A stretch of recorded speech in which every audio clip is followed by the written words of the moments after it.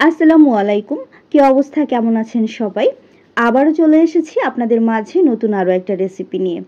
যারা একদমই হাতে সময় করতে পারছেন না, একটু আচার বানিয়ে খাবেন, রোদে দেওয়ার ঝামেলা, আবার চুলায় জাল করাটাও মনে হচ্ছে যে অনেক বেশি কষ্টকর হয়ে যায়, সময় সাপেক্ষ, তাদের জন্য আমার আজকের একটি চমৎকার রেসিপি নিয়ে আমি হাজির হয়ে গিয়েছি। শুধুমাত্র 10 মিনিট হাতে সময় নিয়ে আচারটা বানাতে পারবেন। শুধুমাত্র কিছু সামান্য উপকরণ লাগবে, যেগুলো আমাদের ঘরেই থাকে সবসময়। আচারটা দেওয়ার জন্য এরকম কাঁচা আম নিতে হবে। আমি এখানে 1 কেজির মতো কাঁচা আম নিয়েছি। আর আমগুলো একটু ফ্রেশ দেখে নেবেন, কারণ আমি উপরের স্কিনটা সহকারেই আচারটা প্রিপেয়ার করব। কাঁচা আমগুলোকে গ্রেট করার জন্য একটা গ্রেটার মেশিন লাগবে, মানে ভাজি কাটার যে মেশিনটা থাকে এই মেশিনটা লাগবে। আপনাদের হাতের কাছে যদি না থাকে আপনারা নাইফের সাহায্যে কাজটা করতে পারবেন, তা না হলে বটি দিয়েও কিন্তু কাজটা করে নিতে হবে। তবে আমগুলোকে খুব কুচি কুচি করে একটু চেষ্টা করবেন কেটে নিতে।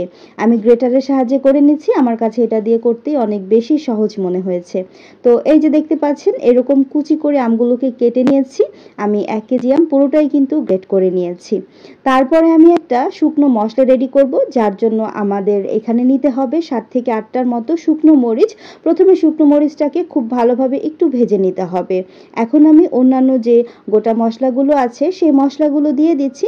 আমি এখানে 1 টেবিল চামচ দিয়েছি ধনিয়া, 1 টেবিল চামচ দিয়েছি মৌরি বা মিষ্টি জিরা। আমি এখানে 2 চা চামচের মতো দিয়েছি জিরা, নর্মাল যে জিরাটা থাকে সেইটা, আর 1 টেবিল চামচের মতো দিয়েছি হলুদ সরিষা। আপনারা চাইলে এখানে লাল সরিষাটাও ব্যবহার করতে পারবেন। চুলার আঁচটাকে একদম মিডিয়াম টু লোতে রেখে আমি মশলাটাকে ভেজে নেব। মশলাটা যখন ভাজবেন তখন দেখবেন খুব সুন্দর একটা সুঘ্রাণ কিন্তু বের হবে মশলা থেকে, আর চিটবিট করে এরকম ফুটে উঠবে। তো দেখতেই পাচ্ছেন আমার মশলাটা কিন্তু ভাজা হয়ে গেছে। তো এখন মশলাটাকে একটু ঠান্ডা করে আমি একটা গ্রাইন্ডার জাগের মধ্যে নিয়ে গুঁড়ো করে নিচ্ছি। সেই একই কড়াইয়ের মধ্যে আমি এখানে দিয়ে দিচ্ছি 500 গ্রামের মতো সরিষার তেল। আর কড়াইটা কিন্তু প্রচণ্ড গরম আছে, চুলার জালটা এই পর্যায়ে কিন্তু আমি বন্ধ করে রেখেছি। চুলার জালটা অন করা যাবে না, কড়াইয়ে যে গরমটা আছে সেই গরমেই তেলটা একটু জাস্ট সুন্দরভাবে গরম হবে। এর মধ্যে এখন দিয়ে দিচ্ছি 1 চা চামচ হলুদের গুঁড়া, আর 2 টেবিল চামচের মতো আমি দিয়েছি এখানে লাল মরিচের গুঁড়া। আপনারা চাইলে কাশ্মীরি রেড চিলি পাউডারটা ব্যবহার করতে পারেন, সেই ক্ষেত্রে কালারটা খুবই সুন্দর আসবে। এরপর আমি যে মশলাটা রেডি করে রেখেছি সেই মশলাটা দিয়ে দিচ্ছি। এখানে আমি ভরে ভরে প্রায় 3 টেবিল চামচের মতো মশলা দিয়ে দিচ্ছি।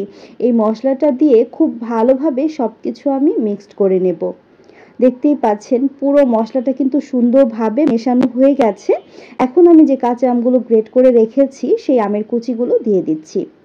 দেখছেন তো কত সহজে আমের আচারটা রেডি করে ফেলছি।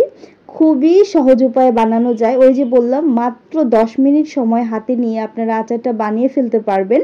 এই আচারটাকে এখন খুব ভালোভাবে আমগুলো আমি মশলার সাথে মাখিয়ে নেব। মাখিয়ে জাস্ট 15 মিনিটের মতো রেখে দেব।